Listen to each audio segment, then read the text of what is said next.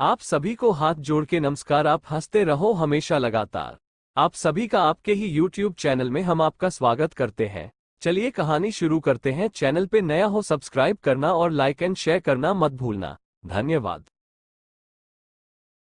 आपने कई बड़े शिव भक्तों के बारे में सुना होगा। ऐसे ही हमारे भगवान भोलेनाथ के एक भक्त की कहानी बहुत प्रचलित है, जिसने शिवलिंग पर थूक और मांस चढ़ाया था। इसके बावजूद हमारे भोलेनाथ ने उसे प्रसन्न होकर अपने दर्शन दिए। चलिए हम आपको विस्तार से ये कहानी बताते हैं। क्या हुआ जब एक शिकारी ने शिवलिंग पर थूक और मांस चढ़ाया।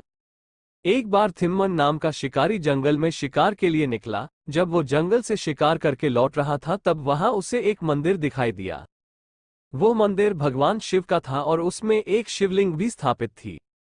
थिम्मन भगवान भोलेनाथ का एक सच्चा भक्त था, परंतु वो एक शिकारी था, जिसके कारण उसे शिवलिंग की पूजा करने की कोई विधि पता नहीं थी। उसके पास शिवलिंग को अर्पण करने के लिए मांस के अलावा कुछ भी नहीं था, जिससे उसने वह मांस ही शिवलिंग पर चढ़ा दिया और फिर वहां से चला गया। की देखरेख एक ब्राह्मण करता था, जो कि दूर किसी दूसरे गांव में रहता था। वो कभी कभी मंदिर की देखरेख करने के लिए आता था। एक दिन वो मंदिर में आता है तो उसे मंदिर में शिवलिंग पर मांस चढ़ा हुआ देखने को मिलता है। ये सब देखकर उसे बहुत दुख होता है। इसके बाद ब्राह्मण जब भी मंदिर में आता था तो उसे मांस वैसे ही शिवलिंग पर चढ़ा हुआ मिलता था।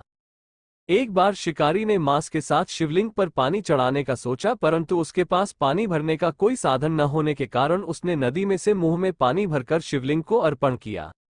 दूसरे दिन जब वो मंदिर का ब्राह्मण आया तो उसे ये सब देखकर बहुत दुख हुआ।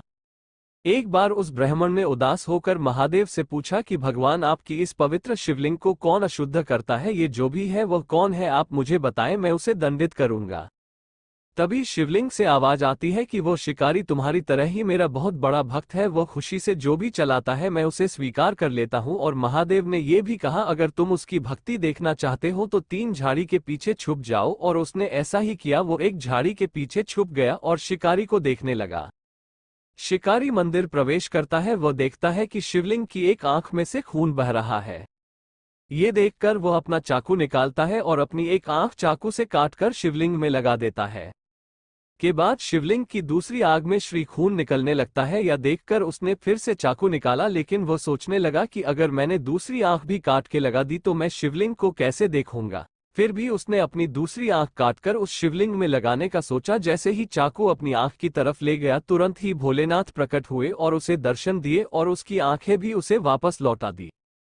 इसके बाद भगवान भोलेनाथ ने उन्हें आशीर्वाद दिया कि संसार के लोग तुम्हें अब कन्नाप नयनार नाम से जानेंगे। वो ब्राह्मण ये सब देखता रहा। ये सब देखकर उसकी आंखें भर आई।